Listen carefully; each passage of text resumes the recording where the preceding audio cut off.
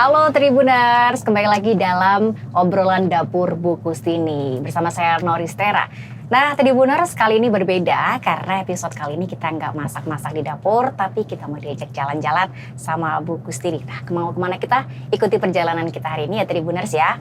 Nah sekarang kita sudah bersama dengan Bu Kustini. Selamat siang Bu Kustini. Siang Mbak. Nah kita nih mau dibawa kemana sih? Mau jalan-jalan kemana sih Bu? Oh ya ini Mbak saya ajak ke ada evaluasi Kalurahan Inovatif. Oh, di mana Bu? Itu di Kalurahan namanya Candi Binangun. Candi Binangun. Kapanewon, Pakem. Kecamatan Pakem. Kecamatan Pakem. Ya. Oke. Nah, acara apa Bu? Evaluasi Kalurahan Inovatif ya Bu ya? Ya Nah, betul. Kalurahan Inovatif ini seperti apa sih nih Bu? Kalurahan Inovatif ini bahwa di dalam kepemerintahan Kalurahan, Pak Lurah itu punya inovasi atau punya unggulan untuk meningkatkan kesejahteraan di masyarakatnya.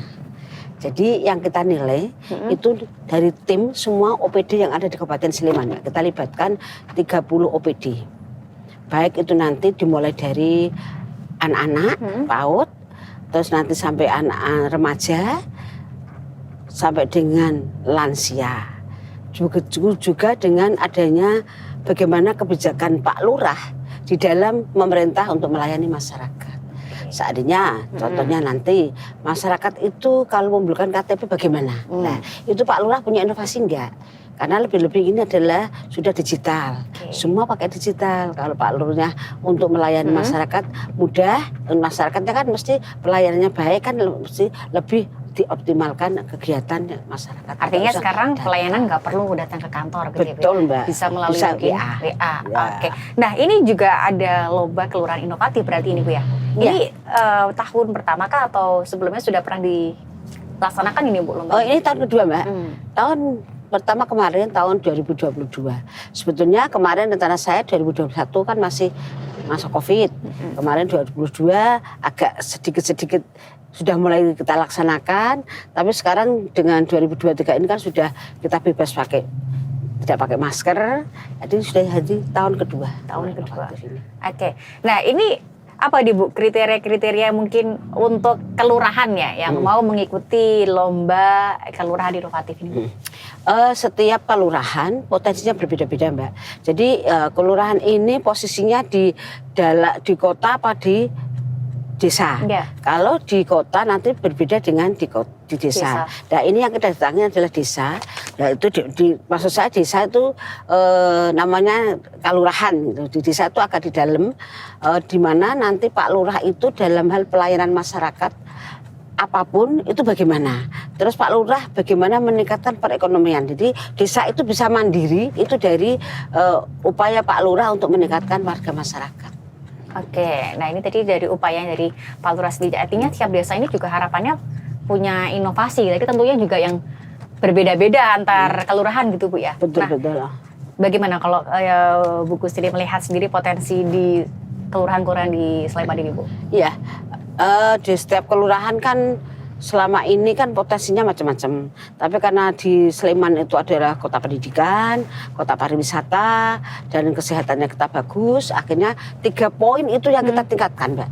Ya, bagaimana Pak Lurah untuk meningkatkan kesejahteraan warga saya dengan IPM-nya itu bagusnya bagaimana? Mulai PAUD, kira-kira di PAUD itu inovasinya Pak Lurah, anak-anak kita, anak-anak nanti generasi alfa itu dibawakan kemana? Seperti itu seandainya itu. Nanti begitu remaja, nanti kalau anak-anak remaja dilibatkan itu anak-anak remaja itu kan punya potensi semua. Bagaimana inovasinya Pak Lurah? Dan harapan hidup tinggi di Sleman apa lansianya bagaimana? Ya di sini diperlukan adanya Pak Lurah itu mengakomodir potensi yang ada di kelurahan. Selain itu dalam hal melayani masyarakat, Pak Lurah juga harus punya inovasi untuk merangkul semua masyarakat terlibat bahwa merasa handarbani kelurahan ini untuk bangun sesarengan dan kelurahan ini bisa mandiri untuk perekonomiannya. Mandiri untuk perekonomian gitu ya. Ini artinya kan sudah tahun kedua nih Bu, ada lomba kelurahan inovatif. Nah, artinya di tahun yang kemarin nih Bu, kira-kira inovasi-inovasi apa sih Bu yang baru ini Bu di setiap kelurahan? Oh iya, kebetulan yang tahun kemarin itu kan 17 Kapanewon yang juara kan nomor 1 itu di daerah Turi yaitu di Kelurahan Wonokerto. Wonokerto itu perbatasan di Gunung Lereng Merapi. Pak Lurahnya itu punya inovasi satu data menjadi peta. Nah, di sana juara nomor 1 karena kejuaraan ini Mbak itu memberi motivasi. Yang juara 1 itu dapat hadiah 150 juta. Dua 100 juta dan juara 3 50 juta. Pak Lurahnya yang tahun 2022 kemarin itu punya inovasi bahwa untuk memberdayakan masyarakat yaitu dengan adanya perikanan. Tapi Pak Lurah untuk data ke masyarakat, untuk melayani masyarakat itu dengan data menjadi peta. Seandainya kita buka satu pedukuhan jeret, pedukuhan itu terdiri dari warga usia PAUD, usia yang 0 sampai 5 berapa, 5 sampai remaja berapa, yang dewasa berapa sampai lansia berapa. Itu di situ ada dibuka di data itu. Di situ juga ada tanah ini, tanah rumah dia tinggal itu, ini sudah masuk tanahnya ini, tanahnya si Suto, si Siti, itu ada di situ ada. Menjadi peta. Dan tanah ini kira-kira tanah ini kas desa TKD apa tanah ini tanah milik siapa dan tanah ini kira-kira untuk pembangunan bisa nggak? Nah itu tanah hijau apa kuning itu Pak Lurah di sana ada. Jadi mencakup semua pelayanan. Begitu juga data ibu hamil ada berapa, ibu yang menyusui ada berapa, itu ada di dalam data menjadi peta. Oke, artinya itu juga sudah inovasi juga sudah digital ya Bu ya yang di situ Bu ya? Ya sudah digital semua Mbak itu. Nanti klik Mbak nanti buka aja Wonokerto nanti bisa terbuka. Wonokerto itu potensinya apa? Dia di sana kan memang pertanian salak Mbak. Salak dengan di salak itu hasilnya berapa, kirimnya kemana itu sudah ada data di situ. Begitu juga nanti setelah salak ini memanfaatkan lahan pekarangan apa? Dia dibuat untuk adanya perikanan. Itu pemberdayaan masyarakatnya. Itu yang juara 1 kemarin gitu. Nomor 2 yaitu di Sinduadi. Sinduadi ini posisinya perbatasan dengan kota Yogyakarta. TVRI itu loh Mbak. TVRI itu kan melu Sinduadi. Ya, itu di sana sudah maju banyak hotel-hotel. Itu bagaimana Pak Lurah memanfaatkan adanya potensi. Di sana kan memang ada kas desa itu disewakan. Kas desa itu disewakan itu semua disewakan tapi terus dihitung dibagi hasilnya untuk pemberdayaan masyarakat. Pemberdayaan masyarakatnya apa? Dia membuat bendung. Apa bendung ini tuh disalurkan kepada bapak-bapak warga masyarakat yang tidak mampu disaluri air. Gitu loh Mbak. Untuk saluri air, nanti air ini nanti ada gratisan karena untuk warga yang tidak mampu. Dan dia juga membuat blok-blok komplek-komplek jalan dengan biaya hasil dari ini. Dari penyewakan. Itu yang nomor 2. Nomor 3 yaitu di Sambirjo, Prambanan. Di sana kan merupakan kelurahan yang wisata Breksi Mbak. Breksi sana dia memanfaatkan Breksi sana karena dengan pariwisata kan otomatis turis asing maupun turis dalam negeri banyak yang datang. Dia mengumpulkan warga yang anak-anak remaja yang asalnya putus sekolah maupun sekolah disekolahkan, dikuliahkan menjadi anak-anak entrepreneur. Nah, menjadi entrepreneur nanti bagaimana dia disekolahkan, baik itu nanti kalau yang SMP disekolahkan di SMA nanti langsung dikuliahkan dibiayai nanti hasil dari Breksi ini. Outputnya apa Bu? Menjadi pemandu wisata. Pemandu wisata punya marketing gitu loh Mbak. Nanti di sini jual apa itu dari anak-anak yang ada di itu disekolahkan untuk pendidikan untuk menjadi potensi kearifan lokal yang di sana. Jadi tidak usah nanti yang melayani turis-turis itu orang jauh tapi di situ belajar kearifan lokal. Di Sambi itu kan banyak candi-candi Mbak. Ada candi Hindu, candi Buddha itu harus tahu nanti memandu candi dari Prambanan nanti ke Sambi maupun nanti keliling. Ini inovasinya Pak Lurah dianggarkan untuk warga masyarakat untuk kuliah anak-anak supaya anak-anak menjadi anak-anak yang sarjana dan bisa mencari potensi ekonomi menghidupkan pariwisata di daerah Sambirjo. Ini contoh. Tadi yang di candi itu berarti ini Bu ya, selain juga untuk sisi perekonomian juga pendidikannya juga dapat karena menyekolahkan anak-anak gitu ya Bu ya. Nah, tadi juga yang di juara 2 di Sinduadi ada bendungan begitu Bu ya. Artinya juga ke depannya nanti juga akan bisa dimanfaatkan untuk pariwisata atau ya betul Mbak. Jadi, ya ini yang secara umum gitu. Tapi secara dalam itu nanti seperti kalau ada lansia kan harapan hidup tinggi. Iya. Kalau di program di Kabupaten Sleman kan sport center Mbak kita. Bagaimana di kelurahan ada sport center kita yang biayai dari kabupaten. Nah, ini nanti untuk harapan hidup ini nanti di desa ini nanti Pak Lurah bagaimana? Karena usia harapan hidup di Sleman itu tinggi, memperdayakan masyarakat. Setiap usia sekarang 60 tahun kan masih belum tua. Saya kan 60 tahun Mbak. Iya. Kan pagi jam 7 sampai jam 7.12 seger, malam Bu, ya, masih biasa. semangat gitu. Itu apa? Ya itu setidak-tidaknya Pak Lurah punya program untuk lansia-lansia. Tapi kalau yang sudah 70 ke atas ya, itu kan lari ke agama, dia menambah tambah sholat, ibadah dan lain sebagainya. Tapi tetap sehat, makan pola hidup yang sehat dan tetap olahraga. Ini contohnya nanti seperti itu. Jadi ada program untuk anak-anak PAUD sampai nanti lansia dan juga nanti bagaimana Pak Lurah itu nanti bisa memanfaatkan lingkungannya bersih tidak dalam rangka untuk mewujudkan pola hidup bersih dan sehat.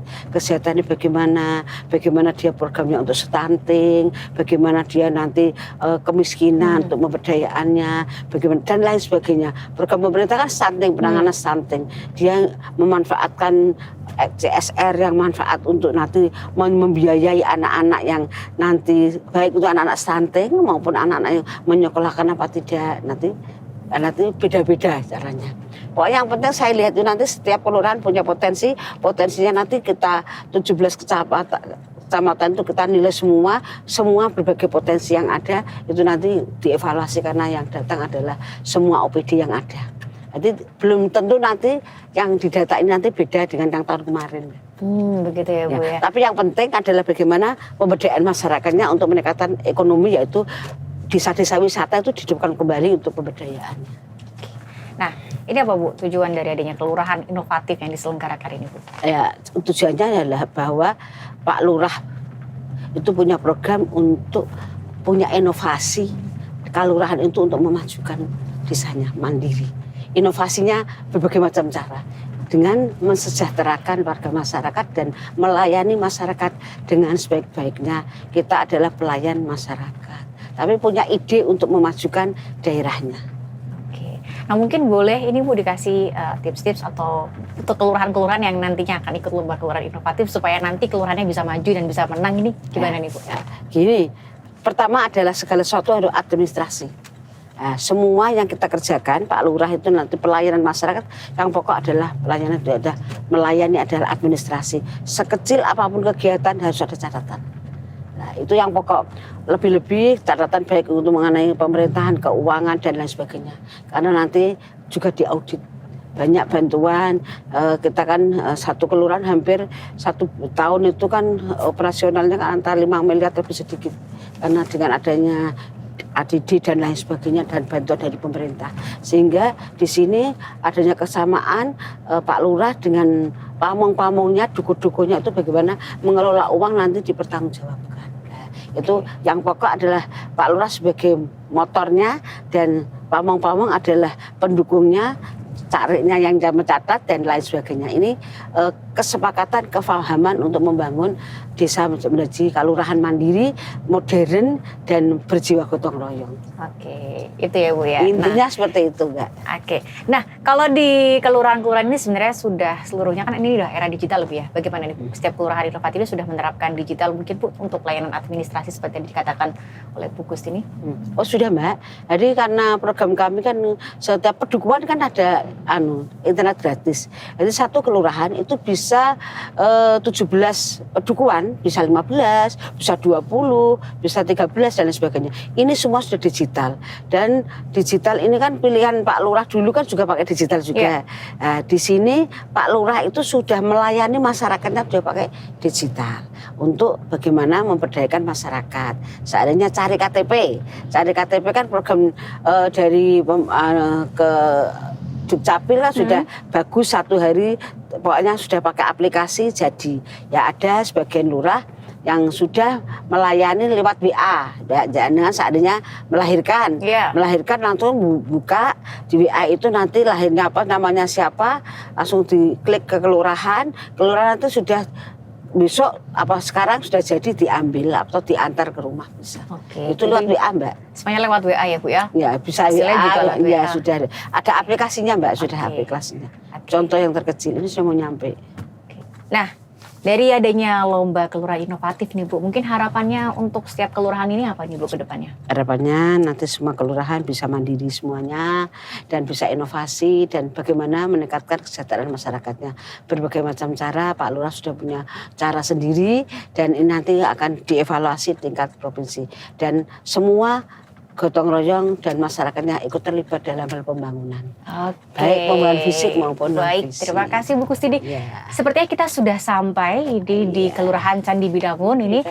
Oke, terima kasih Tribuners. Tadi obrolan kita bersama dengan Bu Kustini. Dan jangan kemana-mana, terus saksikan obrolan Bu Kustini. Saya Norisera dan juga Bu Kustini pamit. Terima kasih.